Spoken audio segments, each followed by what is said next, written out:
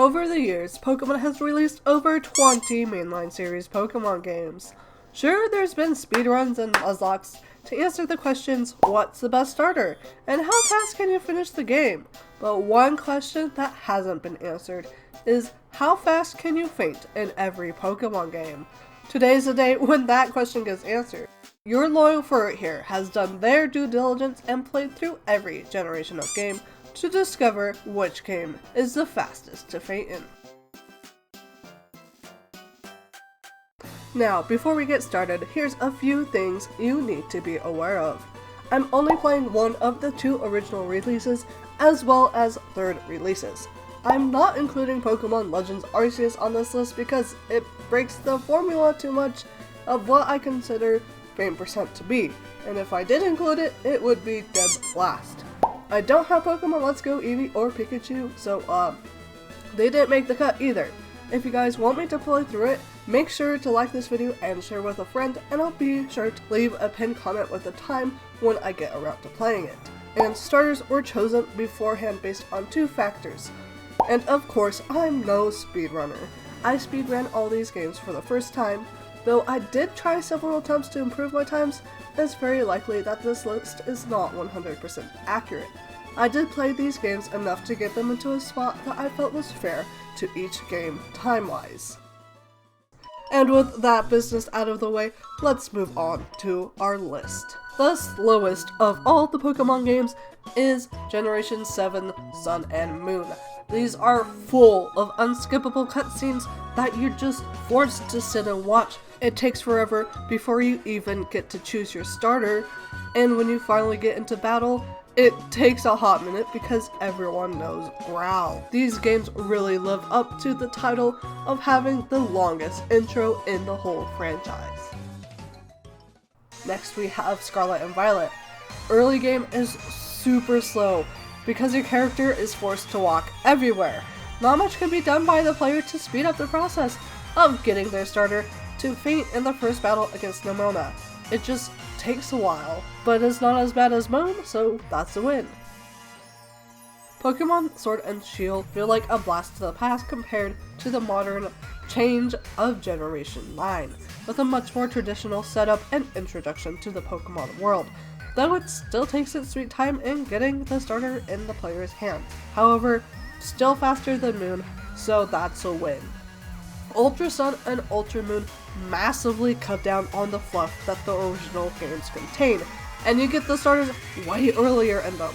In fact, you don't even have to faint to hop. Instead, you can faint to a wild encounter before your hop rival battle. I always knew that the Gen 4 games felt slow. This low placement of Diamond and Pearl proves that fact to me, and honestly, I blame the dialogue engine in this game.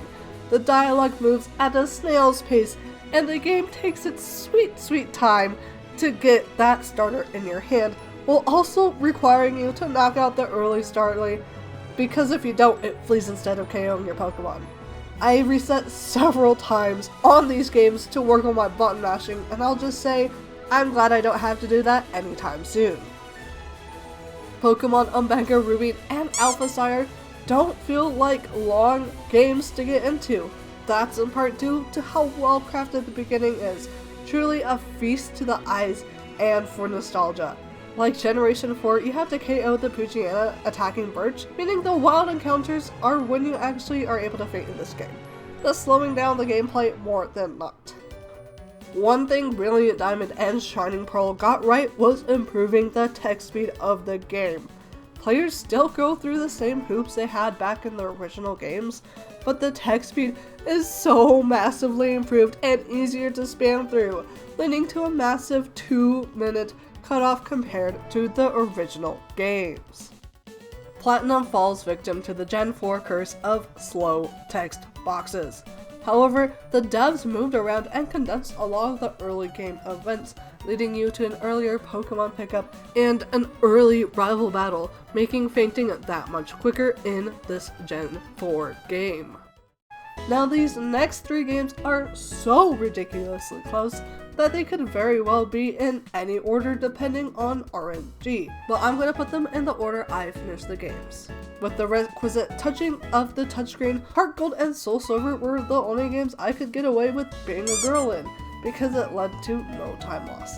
Generation 2 has a lot of info dumping at the beginning, but other than a couple of cute cutscenes, these games were actually fairly fast despite Gen 4's text curse. And the number 10 spot is the slightly cinematic Black and White 2. As I played these games in generational order, playing Black 2 after those Gen 4 games felt refreshingly fast. The only thing you needed to know was where to move your character and when to move them, as well as Bianca's location, as there are a couple of odd spots where you need to spam A to get the dialogue going, versus where you could just move to for the plot. I long knew shiny hunters hated Pokemon X and Y for the slow shiny check, but I was pleasantly surprised by how fast you actually get into your first rival battle in these games. Truly, there's not much time wasted in the beginning, just a little bit of side up and some dialogue. All of Generation 3 basically have the same time if you get the best possible RNG. The only difference in intros between Ruby and Sapphire versus Emerald is that Ruby and Sapphire have a wild Poochyena attack perch, while in Emerald he is attacked by Zigzagoon. Emerald actually has more chances for RNG to work against them, since Zigzagoon has Growl in addition to its attacking move, while Poochyena only gets Scratch. When I got the optimal wild encounter to Phaeton in both games, Poochyena, their times were essentially the same. Breaking into the Game Boy era, we have Crystal, with the introduction of gender selection and a mandatory setup of an in-game clock. This game takes a hot minute to get going. Fainting has a lot of variability as well, since players are forced to faint to a low-level wild Pokemon that do barely any damage. Taking 5th place, Gold and Silver have the same issues as Crystal, except this time you don't have to choose your gender, saving a little bit of time. Something to note if you want to speedrun fainting in these games is because these games introduce help items, your starter will have a berry on them, make sure to remove that. You were wondering where that last DS game went? Well, it's here. Black and White were blazing fast coming off the heels of Generation 4. Players are instantly thrust into owning a Pokemon with a speed that feels a lot like Generation 1. And then you immediately have a Pokemon battle you can faint in. I love these games for the fact that they were so fast to get into. Taking Bronze is the anime-inspired remake of the original Game Boy games, Pokemon Yellow. What slows this game down is the capturing of Pikachu tutorial thing, as well as it cry when it faints.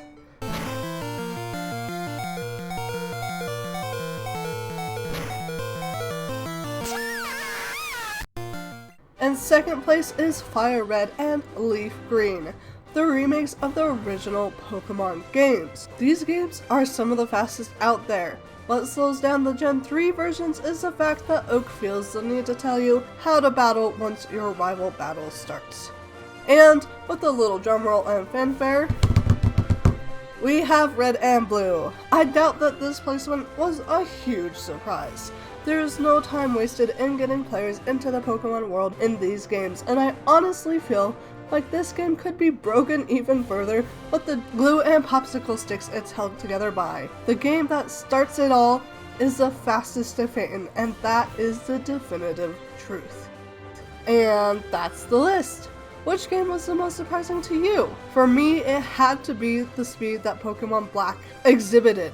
However, my personal favorite intro has to go to Alpha Sapphire, as those games hit all the right notes of nostalgia when playing through them.